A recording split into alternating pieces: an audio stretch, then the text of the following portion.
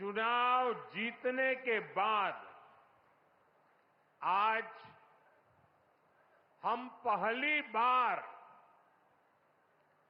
Banaras oil है।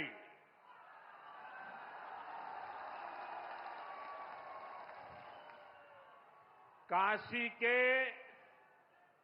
जनता जनार्दन के हमार प्रणाम।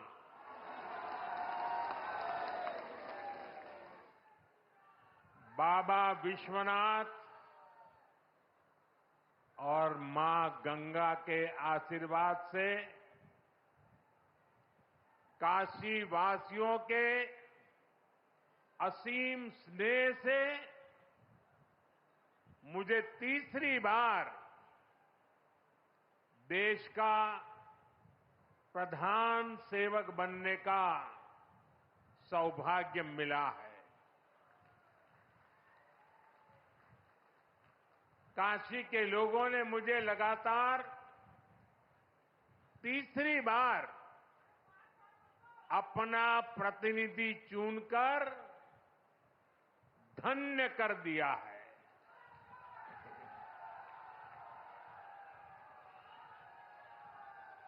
अब तो मां गंगा ने भी जैसे मुझे गोद ले लिया है, मैं यहीं का हो गया हूं। इतनी गर्मी के बावजूद आप सभी यहां बड़ी संख्या में आशीर्वाद देने आए और आपकी ये तपस्या देख करके सूर्य देवता भी थोड़ा ठंडक बरसाने लग गया। मैं आपका आभारी हूं, मैं आपका ऋणी हूं। साथियों, भारत में 18वीं लोकसभा के लिए हुआ ये चुनाव भारत के लोकतंत्र की विशालता को, भारत के लोकतंत्र के सामर्थ्य को, भारत के लोकतंत्र की व्यापकता को, भारत के लोकतंत्र की जड़ों की गहराई को दुनिया के सामने पूरे सामर्थ्य के साथ प्रस्तुत करता है। इस चुनाव में देश के 64 करोड़ से ज्यादा लोगों ने मतदान किया है। पूरी दुनिया में इससे बड़ा चुनाव कहीं और नहीं होता है,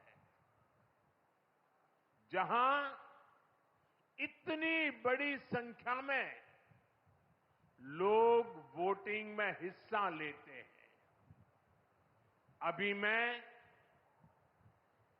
G7 की बैठक में हिस्सा लेने के लिए इटली गया था।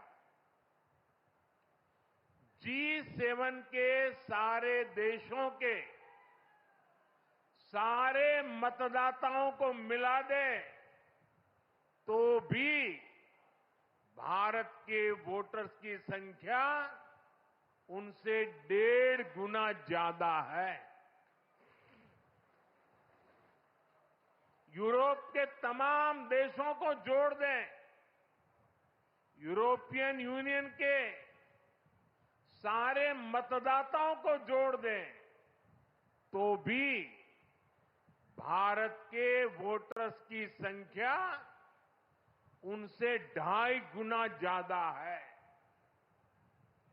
इस चुनाव में 31 करोड़ से ज्यादा महिलाओं ने हिस्सा लिया है।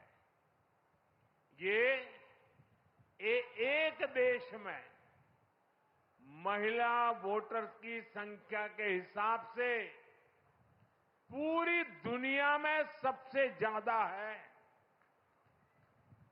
ये संख्या अमेरिका की पूरी आबादी के आसपास है। भारत के लोकतंत्र की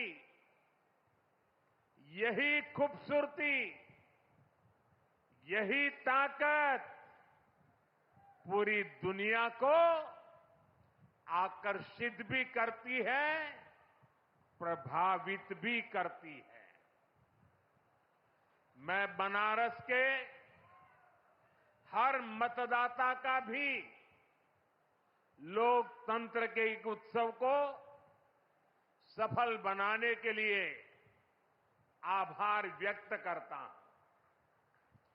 ये बनारस के लोगों के लिए भी गर्व की बात है। काशी के लोगों ने तो सिर्फ एमपी नहीं, बल्कि तीसरी बार पीएम भी चुना है। इसलिए आप लोगों को तो डबल बधाई। साथियों, इस चुनाव में देश के लोगों ने जो जनादेश दिया है वो वाकई अभूतपूर्व है। इस जनादेश ने एक नया इतिहास रचा है। दुनिया के लोकतांत्रिक देशों में ऐसा बहुत कम ही देखा गया है कि कोई चुनी हुई सरकार लगातार तीसरी बार वापसी करे। लेकिन इस बार भारत की जनता ने ये भी करके दिखाया है। ऐसा भारत में 60 साल पहले हुआ था। तब से भारत में किसी सरकार ने इस तरह हैट्रिक नहीं लगाई थी। आपने ये सौभाग्य हमें दिया, अपने सेवक मोदी को दिया। भारत जैसे देश में जहां युवा आकांक्षा इतनी बड़ी है, जहां जनता के अथाह सपने हैं, वहां लोग अगर किसी सरकार को 10 साल के काम के बाद फिर सेवा का अवसर देते हैं तो ये बहुत बड़ी विक्ट्री है, बहुत बड़ा विजय है और बहुत बड़ा विश्वास है। आपका ये विश्वास मेरी बहुत बड़ी पूंजी है। आपका ये विश्वास मुझे लगातार आपकी सेवा के लिए देश को नई ऊंचाई पर पहुंचाने के लिए कड़ी मेहनत करने की प्रेरणा देता है। मैं दिन रात ऐसे ही मेहनत करूंगा आपके सपनों को पूरा करने के लिए, आपके संकल्पों को पूरा करने के लिए मैं हर प्रयास करूंगा। साथियों, मैंने किसान, नौजवान, नारी शक्ति और गरीब, इन्हें विकसित भारत का मजबूत स्तंभ माना है। अपने तीसरे कार्यकाल की शुरुआत मैंने इन्हीं के सशक्तिकरण से की है।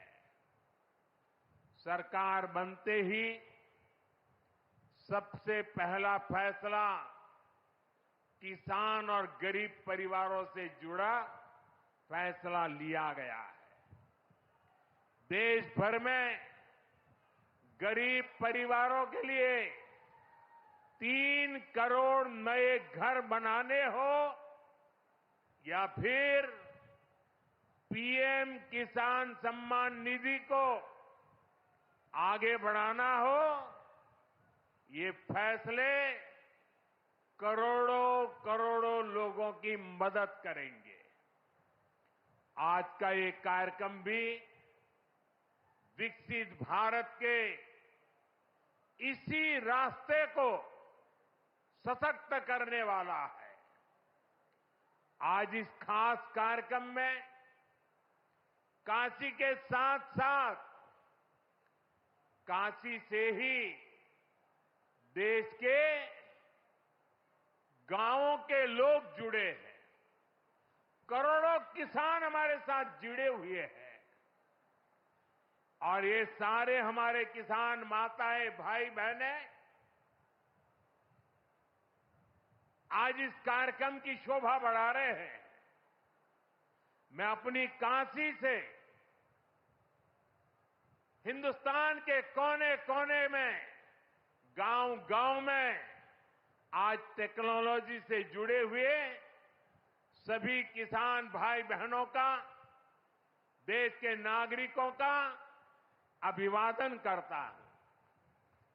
थोड़ी देर पहले ही देश भर के करोड़ों किसानों के बैंक खाते में पीएम किसान सम्मान निधि के 20,000 करोड़ रुपए पहुंचे हैं। आज 3 करोड़ बहनों को लखपति दीदी बनाने की तरफ भी बहुत बड़ा कदम उठाया गया है।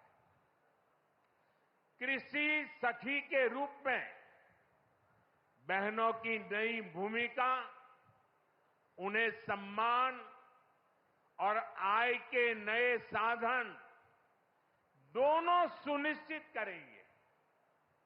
मैं अपने सभी किसान परिवारों को, माताओं बहनों को बहुत बहुत शुभकामनाएं देता हूं।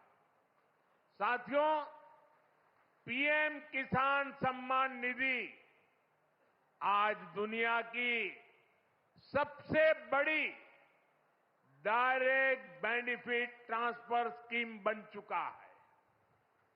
अभी तक देश के करोड़ों किसान परिवारों के बैंक खाते में 3.25 लाख करोड़ रुपए जमा हो चुके हैं। यहां वाराणसी जिले के किसानों के खाते में भी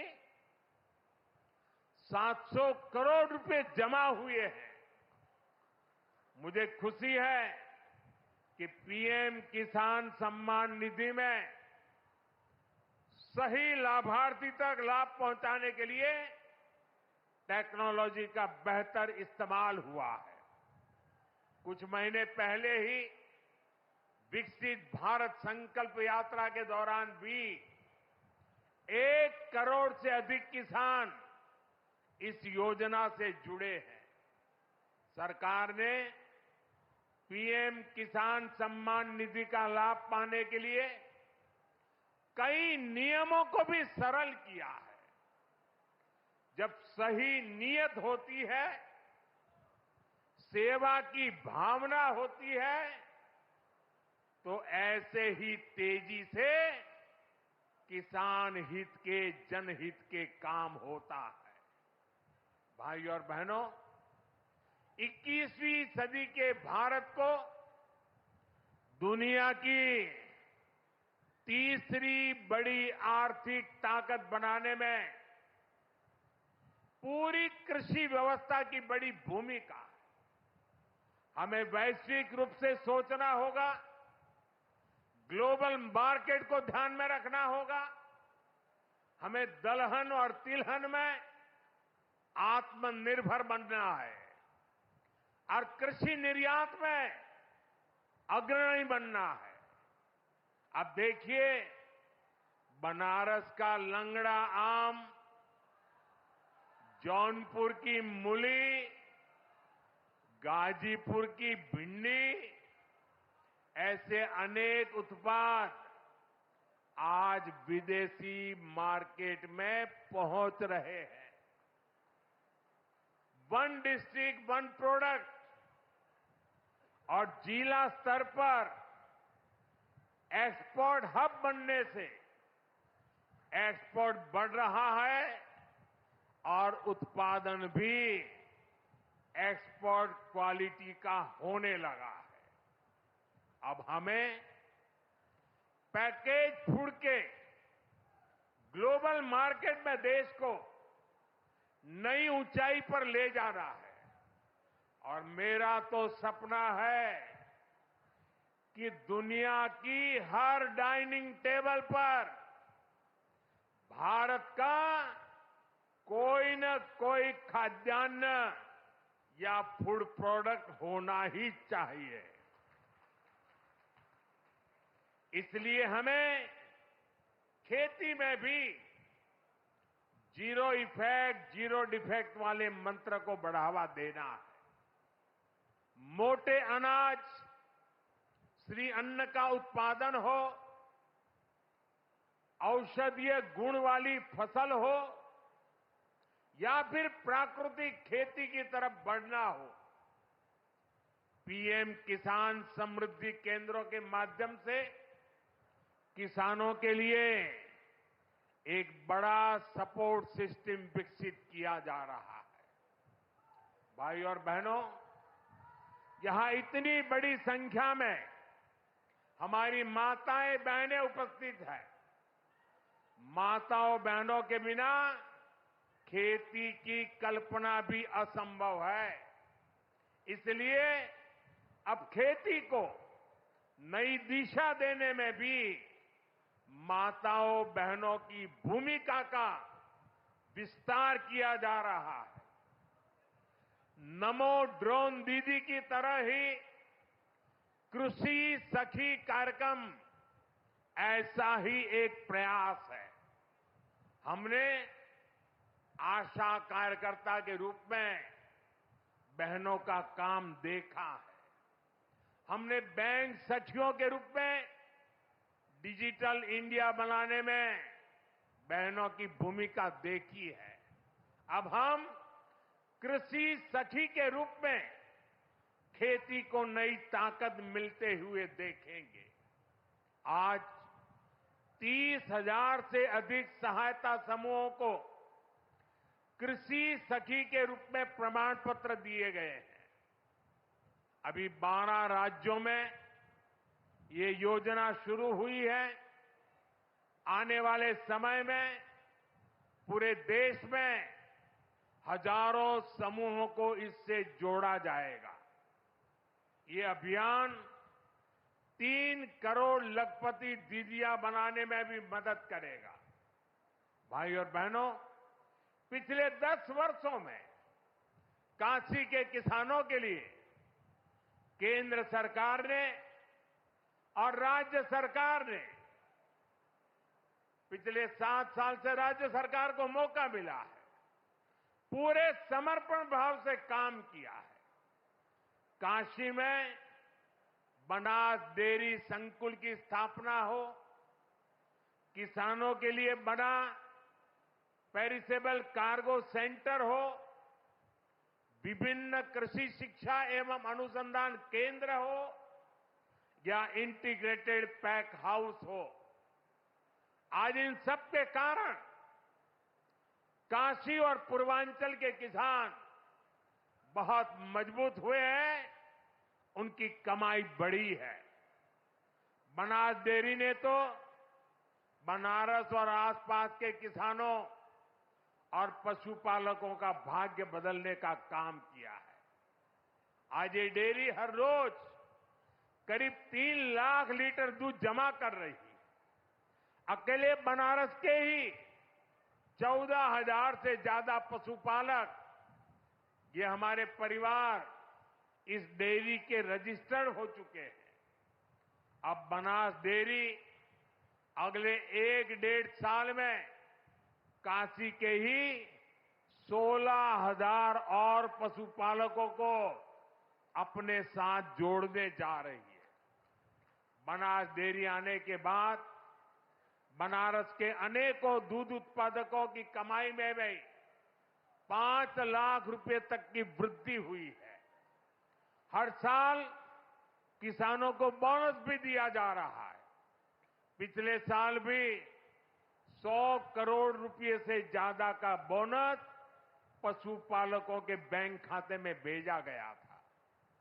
बनास डेयरी अच्छी नस्ल की गीर और साहिवाल गायों को भी किसानों को दे रही है। इससे भी उनकी आमदनी बढ़ी है। साथियों, बनारस में मछली पालकों की आय बढ़ाने के लिए भी हमारी सरकार लगातार काम कर रही है। पीएम मत्स्य संपदा योजना से सैकड़ों किसानों को लाभ हो रहा है। उन्हें अब किसान क्रेडिट कार्ड की भी सुविधा मिल रही है। यहां पास में चंदौली में करीब 70 करोड़ की लागत से आधुनिक फिश मार्केट का निर्माण भी किया जा रहा है। इससे भी बनारस के मछली पालन से जुड़े किसानों को मदद मिलेगी। साथियों, मुझे खुशी है कि पीएम सूर्यघर मुफ्त बिजली योजना को भी बनारस में जबरदस्त सफलता मिल रही है। यहां के करीब करीब 40,000 लोग इस योजना के तहत रजिस्टर हुए हैं। बनारस के 2100 से ज्यादा घरों में सोलर पैनल लग चुका है। अभी 3000 से ज्यादा घरों में सोलर पैनल लगाने का काम चल रहा है। जो घर पीएम सूर्यघर मुफ्त बिजली योजना से जुड़े हैं, उनमें से ज्यादातर को डबल फायदा हुआ है। उनका बिजली बिल तो जीरो हो ही गया है, 2-3 हजार रुपए की कमाई भी होने लगी है। साथियों, बीते 10 सालों में बनारस शहर और आसपास के गांवों में कनेक्टिविटी का जो काम हुआ है, उससे भी बहुत मदद हुई है। आज काशी में देश के सबसे पहले सिटी रोपवे प्रोजेक्ट का काम अपने आखिरी पड़ाव तक पहुंच रहा है। गाजीपुर, आजमगढ़ और जौनपुर के रास्तों को जोड़ती रिंग रोड विकास का रास्ता बन गई है। फुलवरिया और चौका घाट के फ्लाईओवर बनने से जाम से जूझने वाले बनारस के आप लोगों को बहुत राहत हुई है। काशी, बनारस और कैंट रेलवे स्टेशन अब एक नए रूप में पर्यटकों और बनारसी लोगों का स्वागत कर रहे हैं। बाबतपुर एयरपोर्ट का नया रूप न सिर्फ यातायात बल्कि व्यापार को भी सहूलियत दे रहा है। गंगा घाटों पर होता विकास, बीएचयू में बनती नई स्वास्थ्य सुविधाएं, शहर के कूड़ों का नवीन रूप और वाराणसी में जगह जगह विकसित होती नई व्यवस्था काशी वासियों को गौरव की अनुभूति कराती है। काशी में स्पोर्ट्स को लेकर जो काम हो रहा है, नए स्टेडियम का जो काम हो रहा है, वो भी युवाओं के लिए नए मौके बना रहा है। साथियों, हमारी काशी संस्कृति की राजधानी रही है। हमारी काशी ज्ञान की राजधानी रही है। हमारी काशी सर्व विद्या की राजधानी रही है। लेकिन इन सबके साथ साथ काशी एक ऐसी नगरी बनी है जिसने सारी दुनिया को ये दिखाया है कि हेरिटेज सिटी भी अर्बन डेवलपमेंट का नया अध्याय लिख सकती है। विकास भी और विरासत भी का मंत्र काशी में हर तरफ दिखाई देता है। और इस विकास से सिर्फ काशी का लाभ नहीं हो रहा, पूरे पूर्वांचल के जो परिवार काशी में अपने कामकाज और जरूरतों के लिए आते हैं, उन सभी को भी इन सारे कामों से बहुत मदद मिलती है। साथियों, बाबा विश्वनाथ की कृपा से काशी के विकास की ये नई गाथा अनवरत चलती रहेगी। मैं एक बार फिर देश भर से जुड़े सभी किसानों साथियों का, सभी किसान भाई बहनों का हृदय से अभिवादन करता हूं, बधाई देता हूं। काशीवासियों का भी मैं फिर से हृदय से आभार व्यक्त करता हूं। नमः पार्वती पतये हर हर महादेव।